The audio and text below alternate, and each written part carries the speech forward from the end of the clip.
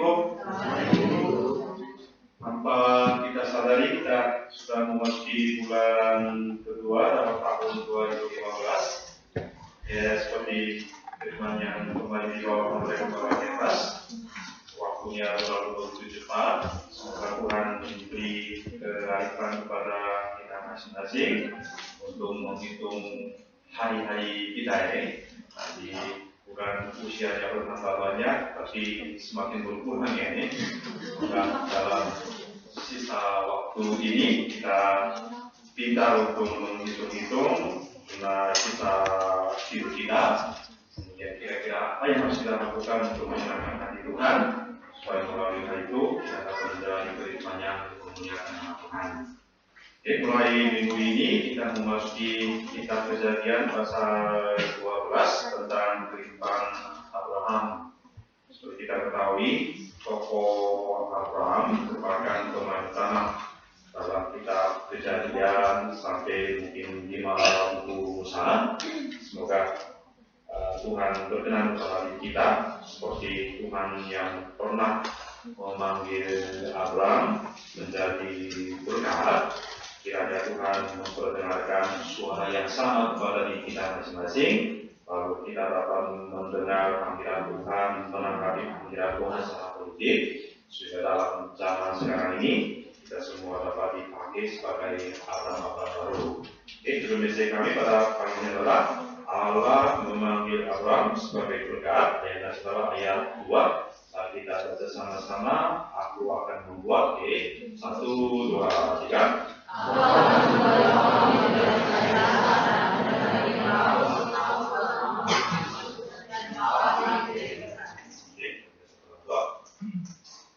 Terima kasih Tuhan karena pada hari Sabat ini Tuhan kembali menunjukkan kemurahan-Mu, sehingga kami kembali berkumpul di hadirat Tuhan untuk mendengarkan firman-Mu dan juga untuk beribadah kepada Tuhan. Biarlah Tuhan curahkan roh penyembahan di hati kami masing-masing. Tuhan, bukalah mata rohani kami, karena mata kami seringkali tertutup, sehingga kami hanya melihat keadaan diri kami kayak seperti sare mandul tidak dapat melahirkan anak. Kami juga seringkali terkurung dalam keadaan-keadaan yang membuat kami takut raya, seolah-olah dalam hidup kami tidak ada harapan apapun. Namun dalam keadaan seperti itu, Tuhan datang kepada Abraham lalu memanggil dia sebagai berkat. Biarlah pada pagi hari ini Tuhan membukakan mata rohani kami, hati kami juga, hati kami yang sering tertutup karena keadaan-keadaan yang kelihatan susah dan berat. Tuhan nyatakan pengharapan-Mu, kehendak-Mu kepada kami semua, biar kami dapat hidup sebagai berkat seperti Abraham telah dipanggil, lalu Abraham menjalani hidup baru untuk memuliakan nama Tuhan. Terima kasih Tuhan. Kami berdoa di dalam nama Yesus Kristus. Amin. Setelah didatangkan pengumuman air lipat dari Allah di bumi, dunia itu kembali dipenuhi dengan manusia-manusia melalui keturunan Sem, Ham, dan Yafet, yaitu ketiga anak Nuh. Tapi kasihan, sayang secara simultan, dosa manusia juga kembali parah lagi, sehingga manusia menjadi sombong. Manusia melawan Allah dengan mendirikan menara Babel. Tidak suka untuk menerima kedaulatan Allah, melainkan suka menyembah kepada penyembahan berhala. Jadi sebetulnya Allah pantas menjadi putus asa, sedih, kecewa terhadap kondisi manusia ini. Lalu dia mau tidak mau harus membuat segala pengharapan kepada manusia. Tapi sungguh luar biasa, bagi Allah sama sekali tidak ada kegagalan ataupun prestasi.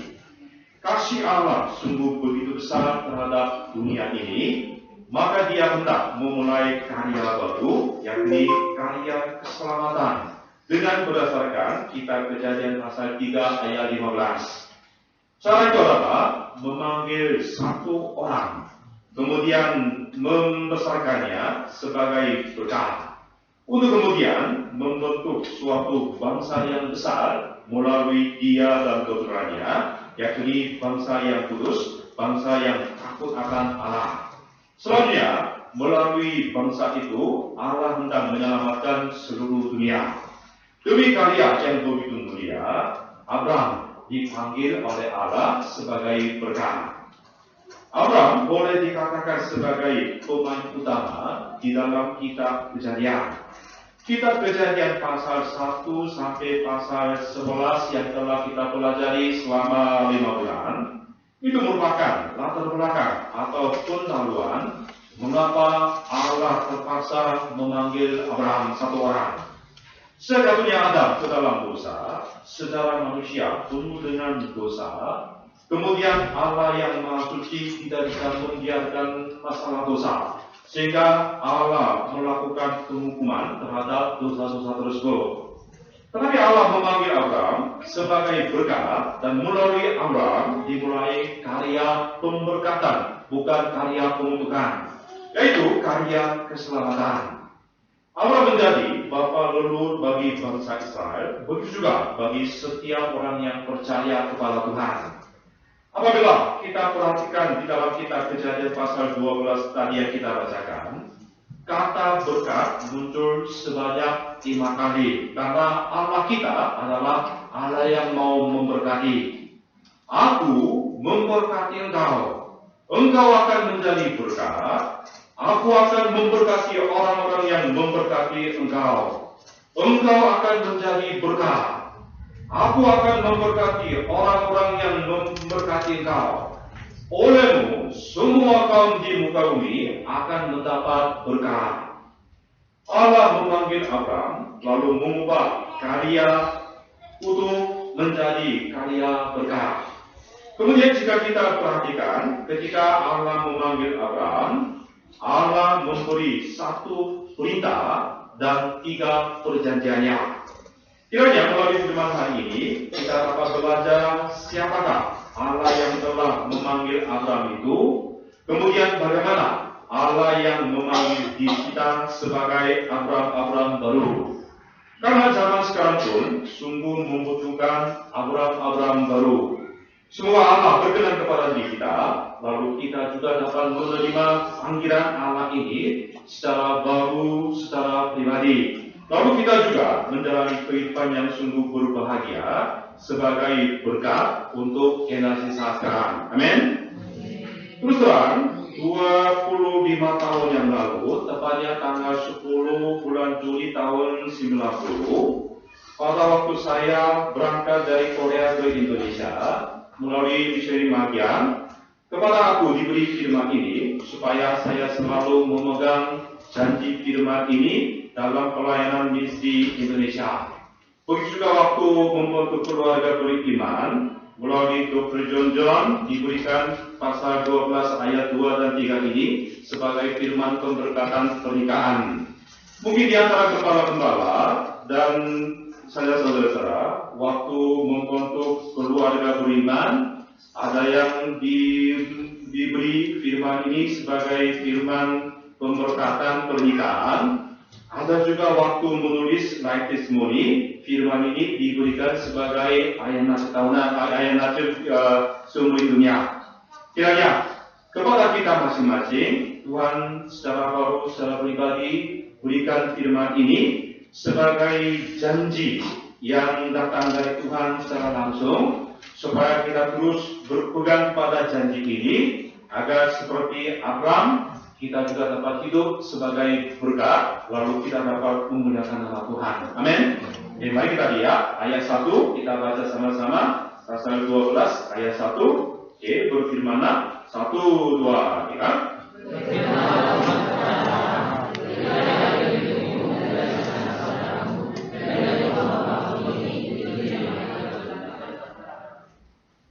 Kalau kita perhatikan ayat 1, di dalam ayat 1 ini ada kata kerja pergilah. Kata pergilah merupakan kata kerja utama di dalam ayat 1 sampai ayat 3. Di dalam ayat 1 sampai ayat 3 muncul banyak kata kerja seperti tunjukkan, membuat, menjadi, memberkati, banyak kata-kata kerja. Tapi semua kata kerja seperti ini merupakan kata kerja bantu yang menunjang kata kerja utama tadi, yaitu pergi. Kata pergilah diartikan bahwa pemutusan hubungan dengan keadaan lingkungan selama ini, ataupun dari hubungan keluarganya, tempatnya, lalu menjelaskan identitas jati diri yang baru dan yang sesungguhnya. Oleh karena itu, maksud pergilah dari negerimu dan dari sanak saudaramu, dari rumah bapamu ini adalah memutuskan hubungan lama yang didasari hubungan darahnya, hubungan tempatnya yang selama ini dijalankan oleh Abraham. Lalu menjalani kehidupan baru yang hanya terfokus bersandar kepada Allah saja. Mengapa Allah memberikan perintah ini kepada Abraham? Sebab tempat di mana Abraham dilahirkan, dibesarkan itu, yaitu Ur Kasdim dan Kanaan, sangat tidak baik suasananya secara rohani. Sebab daerah itu terkenal sebagai tempat penyembahan berhala. Dikatakan ada banyak dewa-dewa yang disembah oleh orang-orang di sana, seperti ada An, yaitu dewa langit, Enil, dewa tanah, Utu, dewa matahari, Enki, dewa air, Inanna, dewa kesuburan, dan lain-lain. Ada kira-kira 3.000 macam dewa yang disembah oleh orang-orang di sana. Di antara dewa-dewa yang paling difavorikan di sana itu adalah dewa bulan. Dan di mana pernah didiami Abraham itu, yaitu Ur Kasdim dan Haran, terkenal sebagai pusat daerah penyembahan berhala terhadap bulan ini. Barangkali Tera, yaitu ayah Abraham, melayani Allah, sekaligus dia menyembah kepada dewa bulan juga. Walaupun ia sudah mengenal Allah, tetapi bukan melayani Allah saja dengan iman yang absolut, tapi Tera dengan iman yang campur-campur, artinya menyembah Allah sekaligus menyembah juga dewa-dewi yang seperti kebiasaan orang-orang di tempat itu. Abraham lahir di dalam lingkungan seperti itu. Kemudian dari kecil dia melihat apa yang dilakukan oleh bapaknya, orang-orangnya, teman-temannya. Kemudian dia dibesarkan dalam lingkungan seperti itu. Tempat dan budaya yang harus Abraham tinggalkan itu keadaannya sedemikian. Jadi Allah menyuruh Abraham untuk meninggalkan tempat tersebut dengan tegas, dengan bulat hati. Karena Abraham lahir di dalam keadaan yang sedemikian, maka ia sangat terbiasa dalam lingkungan tersebut. Barangkali teman-temannya pun semuanya penyembah-penyembah, berarti pasti teman-temannya juga semuanya penyembah-penyembah berhala. Bila Abraham tidak meninggalkan tempat itu, ia pun pasti menjalani hidup yang mirip atau sama dengan mereka yang tinggal di daerah itu. Lalu akan menjadi penyembah berhala juga dan mengalami kebinasaan. Oleh karena itu, Allah menyuruh Abraham pergi dari tempat itu supaya keluar dari suasana yang kurang baik di mata Tuhan. Kemudian Abraham disuruh menjalani kehidupan baru yang hanya bersandar kepada Allah saja di hadapan Tuhan. Allah menghendaki agar Abraham dapat membuang jauh-jauh segala tata nilai, konsep persaudaraan, konsep yang tidak baik di mata Tuhan, konsep kekeluargaan juga yang selama ini didasari hubungan-hubungan manusiawi dan hubungan darah. Kemudian Abraham disuruh menjalani kehidupan baru yang hanya bersandar kepada Allah saja. Allah menyuruh Abraham untuk bersandar kepada Allah saja. Oleh karena itu, sebenarnya pergilah dari negerimu dan dari sanak saudaramu dan dari rumah bapamu ini bukan sebuah perintah yang menyusahkan atau mencelakakan Abraham, tapi suatu perintah yang memberkati dan menguntungkan Abraham. Perintah itu perintah pemberkatan. Kayaknya seperti seorang gadis selama ini menjalani kehidupan di kampung halaman bersama dengan orang tuanya, tapi untuk membentuk keluarga baru bersama dengan sang suami, dia disuruh meninggalkan rumah orang tua untuk mengikuti sang suaminya. Jadi untuk menempuh hidup baru. Dengan demikian, perintah yang diberikan kepada Abraham juga sifatnya sama. Bukan membuat Abraham menderita sedih, tapi supaya Abraham menjalani kehidupan yang diberkati oleh Tuhan. Andai kata dia tidak pergi, dia tidak bisa menerima berkat. Karena Allah sungguh mengasihi Abraham, lalu Allah memberikan perintah ini supaya Abraham menjadi bahagia. Abraham memasuki pintu pemberkatan yang sedang menantikan kehidupan Abraham. Pergilah dari negerimu dan dari sanak saudaramu dan dari rumah bapamu ini ke negeri yang akan kutunjukkan kepadamu. Kalau begitu saudara-saudara, apa kira-kira negeri sanak saudara dan rumah bapa yang harus kita tinggalkan supaya kita menjadi Abraham baru untuk zaman sekarang ini? Apakah ada hubungan darah yang selalu menarik-narik dari belakang, padahal kita betul-betul mau hidup dengan iman yang hanya bersandar kepada Allah saja? Kalau ada, itulah yang harus kita tinggalkan, karena selain Tuhan, tidak ada yang boleh yang menghalangi kita. Jadi Tuhan harus diprioritaskan kepada hal apapun. Biasanya ada 3 hal yang sulit untuk ditinggalkan, yaitu yang pertama hubungan darah. Jadi orang tua, saudara-saudara, keluarga ini susah untuk ditinggalkan. Hubungan kampung halaman, hubungan sekolah juga ini sangat susah untuk ditinggalkan. Ada perkalian darah, kampung dan sekolah. Namun kadang untuk taat kepada perintah Allah, kita harus menanggung segala kesakitan untuk sementara, untuk menyangkal diri, untuk memutuskan hubungan pertalian itu, untuk memutuskan hubungan-hubungan yang lama.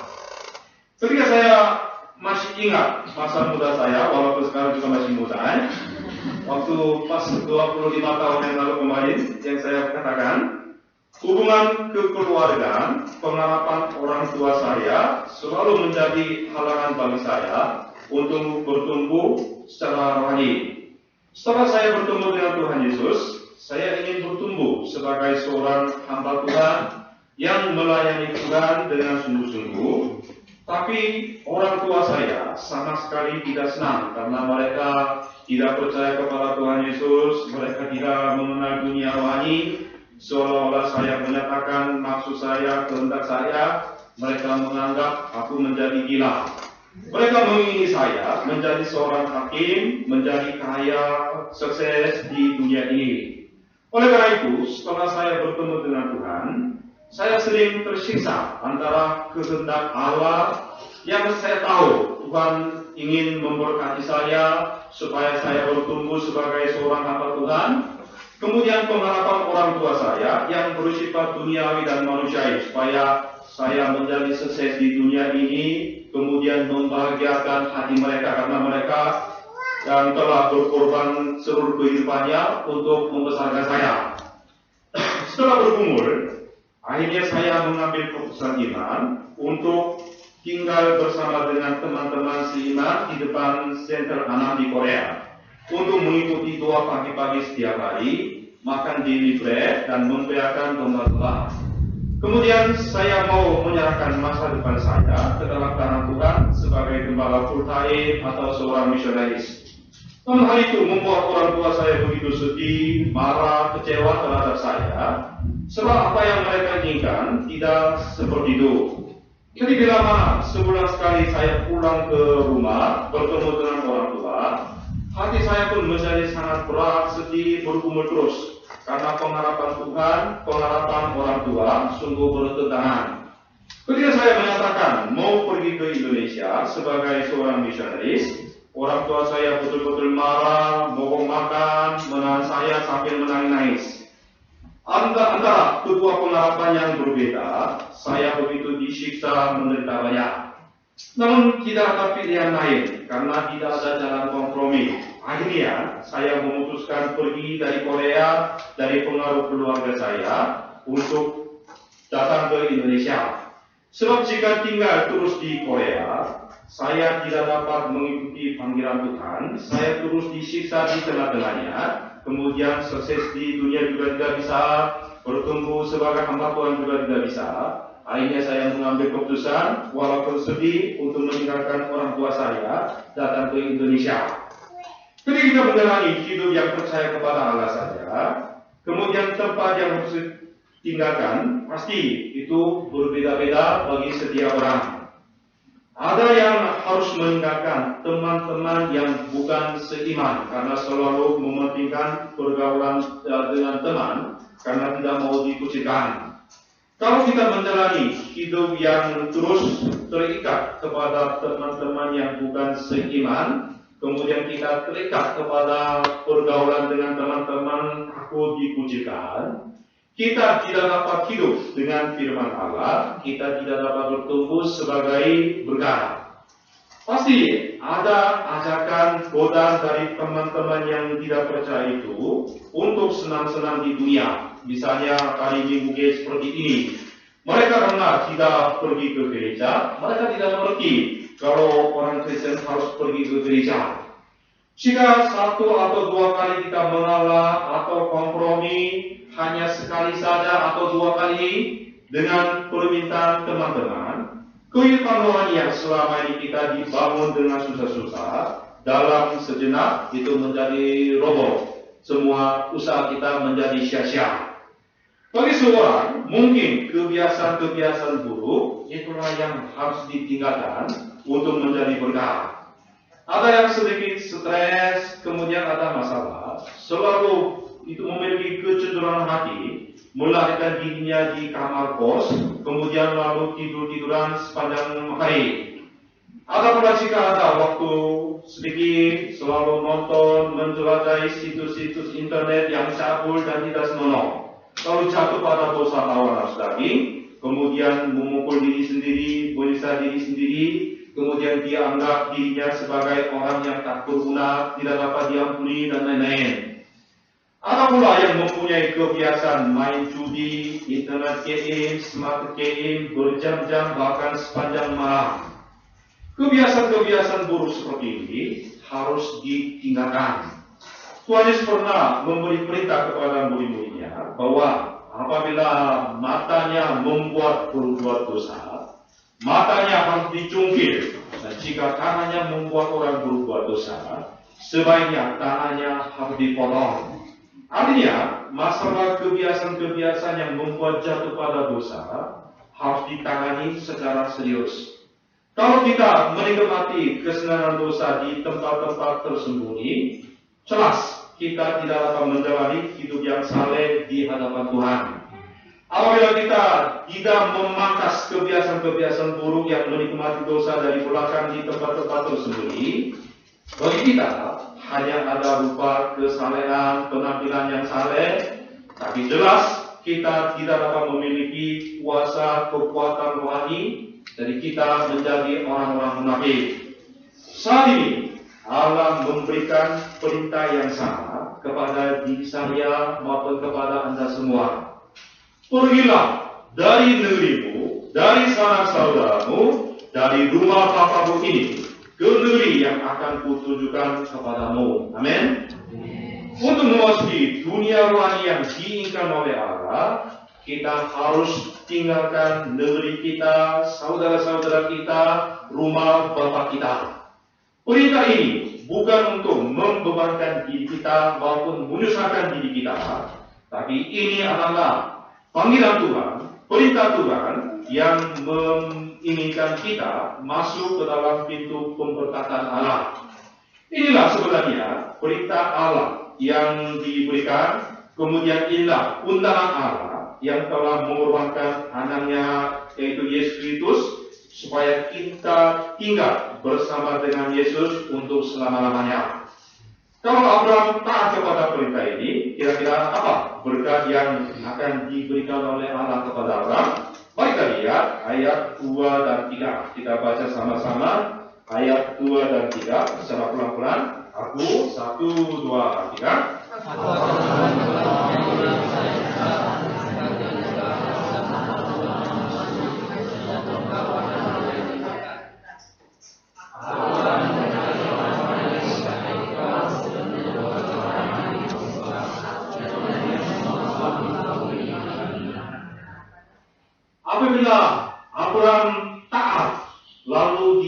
pergi. Kalau gitu, Tuhan berjanji kepada Abraham, aku akan membuat engkau menjadi bangsa yang besar dan memberkati engkau serta membuat namamu masyhur, dan engkau akan menjadi berkat. Aku akan memberkati orang-orang yang memberkati engkau dan mengutuk orang-orang yang mengutuk engkau, dan olehmu semua kaum di muka bumi ini akan mendapat berkat. Di dalam ayat yang pendek ini muncul kata berkat sebanyak 5 kali. Firman ini merupakan janji Allah terhadap Abraham tentang berkat-berkat yang akan Dia berikan, baik kepada Abraham, kepada setiap orang yang menerima panggilannya dan taat kepada panggilan Tuhan. Adapun banyak berkat yang dijanjikan, tapi berkat itu dapat disimpulkan secara singkat sebagai begini: aku akan membuat engkau menjadi berkat, dan melalui engkau semua bangsa akan diberkati. Yang pertama, aku akan membuat engkau menjadi bangsa yang besar. Allah menyatakan bahwa melalui Abraham, Allah akan membentuk suatu bangsa yang besar dan yang akan menyembah Allah saja. Saat dimana hubungan dengan Sang Pencipta melalui Yesus Kristus secara benar ini,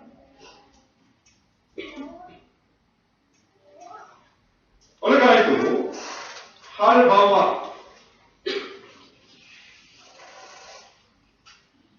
jadi Allah memanggil Abraham pada saat di mana Allah memanggil Abraham itu 350 tahun serta penghukuman Aibah terjadi. Pada saat itu keturunan-keturunanmu terserahkan kepada seluruh dunia, dan sudah ada banyak suku dan kerajaan di zaman itu. Dan raja-raja memiliki kekuasaan yang absolut. Jadi sebagaimana biasa, negara yang lemah harus mengikuti kepada negara yang kuat. Bila mana tidak, pasti negara yang lemah mengalami kehancuran tanpa belas kasihan. Bangsa-bangsa yang kecil yang berupa kota seperti Sodom dan Gomora mendirikan negaranya masing-masing secara sangat indah dan seperti Taman Eden, lalu melakukan banyak dosa di mata Allah. Sodom dan Gomora dan tetangga kotanya mendapat hukuman api lalu mengalami kebinasaan. Dan pada zaman itu, orang-orang menganggap firman Allah sebagai olok-olok atau sesuatu yang sudah kuno. Dengan demikian, zaman itu mengalami kejatuhan orang-orang pada zaman itu semuanya ketakutan terhadap perang. Semuanya menyembah materi sebagai dewa di mereka, berlutut kepada patung-patung penyembah berhala. Di dalam dunia yang dikuasai oleh kuasa kegelapan, ketidaktahuan rohani seperti ini, Allah memanggil Abraham, lalu Allah berjanji, melalui Abraham ini, Allah akan membentuk suatu bangsa yang besar, yang akan melayani Allah saja.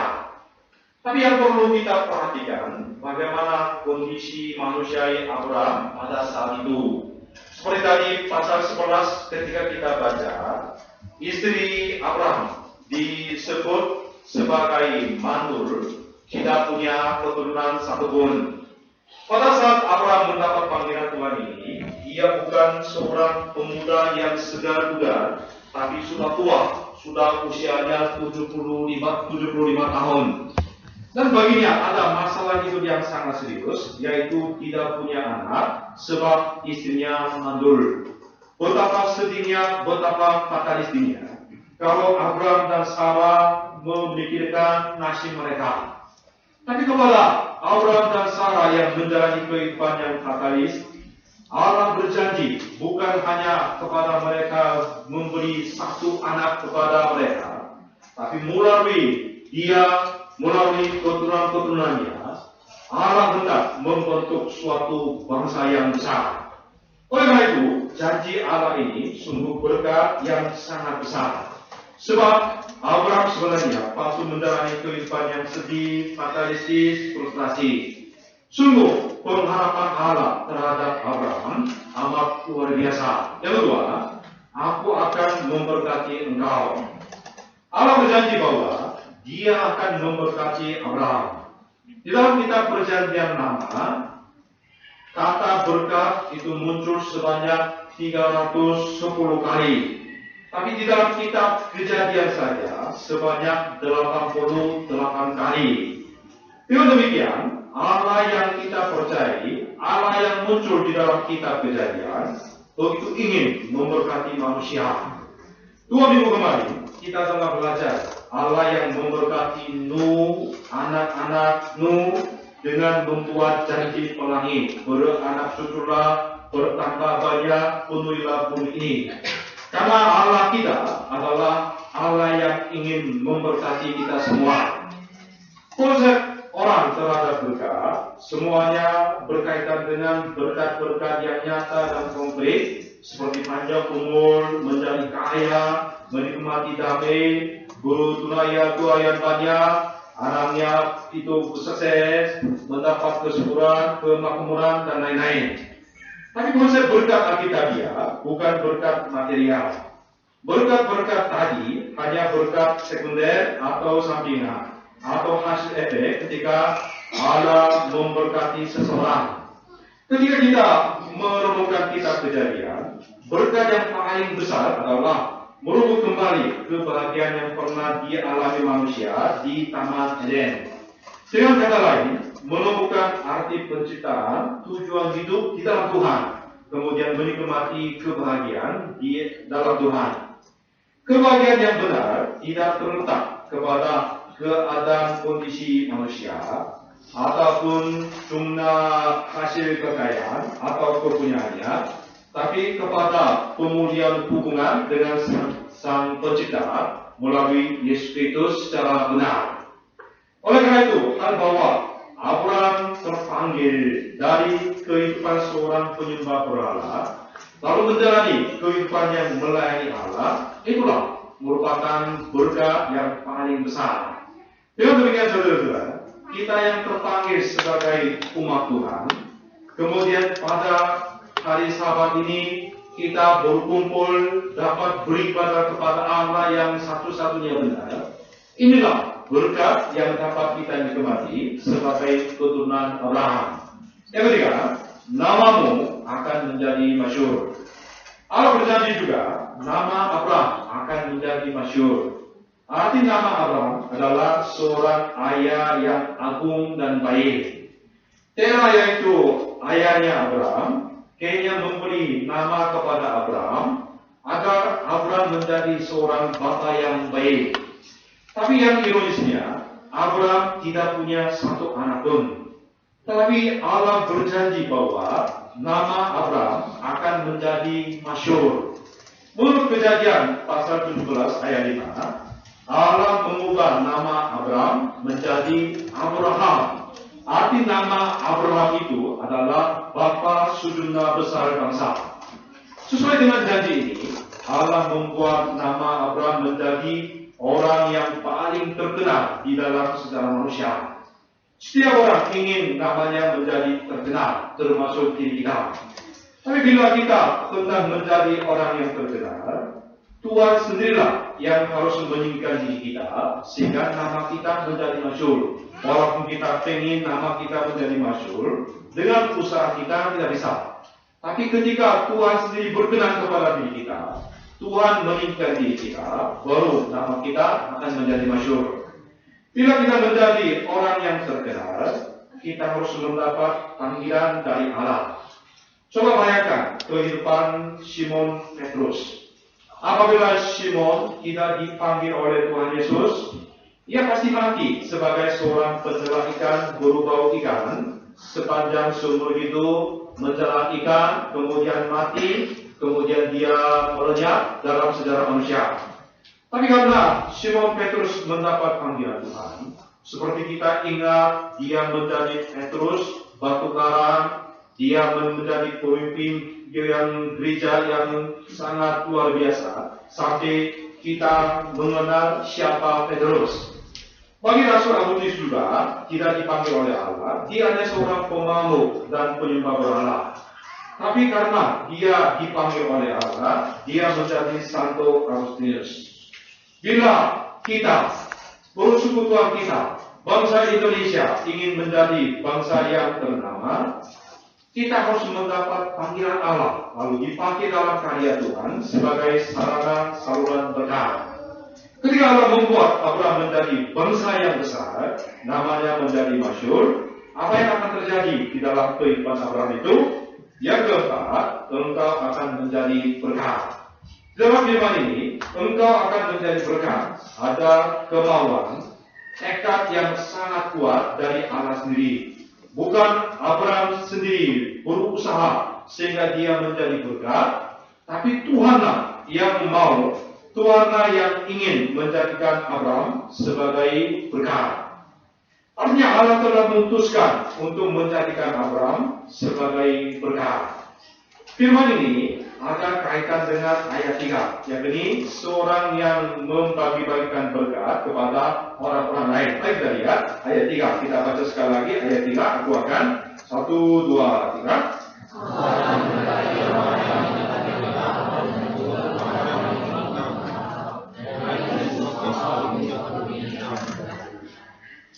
Karena Allah telah memilih Abraham sebagai berkat, jadi barang siapa yang memberkati Abraham, dia pun akan diberkati oleh Allah. Tapi barang siapa yang mengutuk Abraham, orang itu pasti akan dikutuki oleh Allah. Oleh karena itu, hal menerima Abraham sama dengan menerima Allah.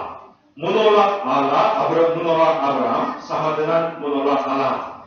Allah berfirman kepada Abraham, olehmu semua kaum di muka bumi akan mendapat berkat. Dan di dalam kitab Kejadian pasal 22 ayat 18 pun Allah berfirman kepada Abraham, oleh keturunanmu lah semua bangsa di bumi akan mendapat berkat karena engkau mendengarkan firman-Ku. Apa yang dimaksud dengan keturunan Abraham itu adalah Yesus Kristus yang akan lahir dari sebagai keturunan Abraham. Allah menganugerahkan Yesus Kristus sesuai dengan janji ini, lalu memikulkan segala dosa manusia kepadanya. Allah membuat setiap orang yang percaya kepada Yesus mendapat kasih karunia pengampunan dosa, kemudian diberi hidup yang kekal dan pengampunan dosa. Begitu juga segala berkat yang pernah dinikmati oleh Abraham diberikan juga.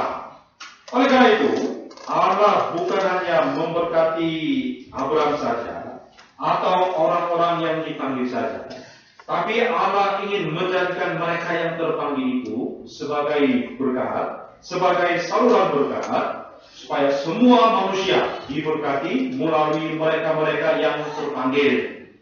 Kami yakin dengan tujuan itulah Allah telah memanggil saya juga. Allah telah memanggil Anda sekalian. Amin.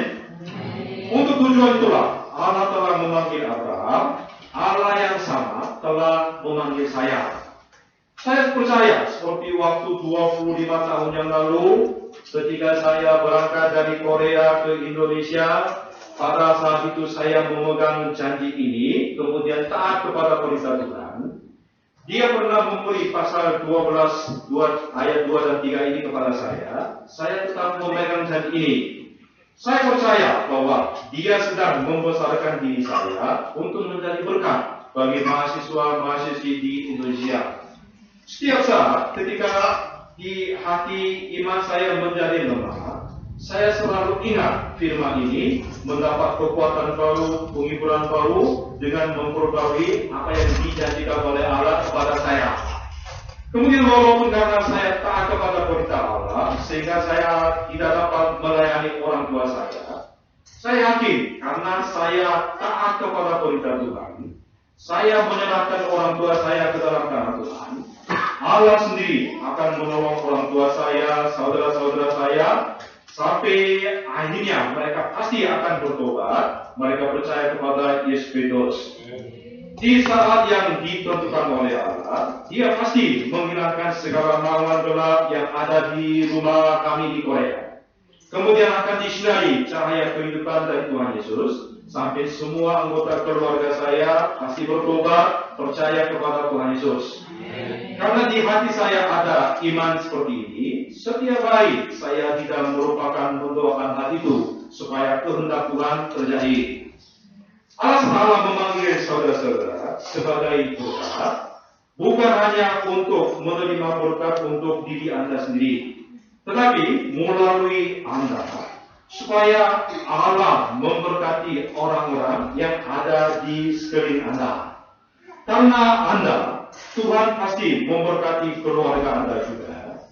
Kemudian Anda dijadikan sebagai sarana berkat. Apabila Anda sekalian taat kepada panggilan Tuhan, perintah Tuhan, kemudian Anda bisa membuang kebiasaan-kebiasaan buruk yang menentang pertumbuhan rohani. Allah berkenan, Allah pasti menjadikan Anda sebagai berkat. Bukan hanya itu saja, di mana Anda berada, di mana Anda pergi, baik tempat kerja Anda, kampus Anda, dimanapun Anda ada, turut diberkati oleh Anda. Buktinya, kalau kita lihat kehidupan Yusuf, kalau kita perhatikan pasal 39 di dalam kitab Kejadian pasal 5, firman Tuhan berbunyi sebagai berikut tentang kehidupan Yusuf. Ketika Yusuf menjalani hidup yang taat kepada kehendak Allah, dimanapun Yusuf berada, Allah selalu menurunkan berkat dari atas kepada Yusuf, kemudian di mana Yusuf ada. Oleh karena itu, penulis kitab Kejadian mencatat sebagai berikut dalam kitab Kejadian pasal 39 ayat 5 bunyinya sebagai berikut. Sejak ia memberikan kuasa dalam rumahnya dan atas segala miliknya kepada Yusuf, Tuhan memberkati rumah orang Mesir itu karena Yusuf, sehingga berkat Tuhan ada atas segala miliknya, baik yang di rumah maupun yang di ladang. Karena Tuhan menyertai Yusuf, karena nama Yusuf, rumah Potifar juga dapat diberkati oleh Tuhan, sehingga segala miliknya, baik yang di rumah maupun yang ada di ladang, semuanya diberkati oleh Tuhan. Saya tidak percaya bahwa melalui diri kita, Allah sedang menurunkan berkat di keluarga diri kita masing-masing. Kemudian karena untuk diri kita, Allah menurunkan juga berkat di tempat kerja kita.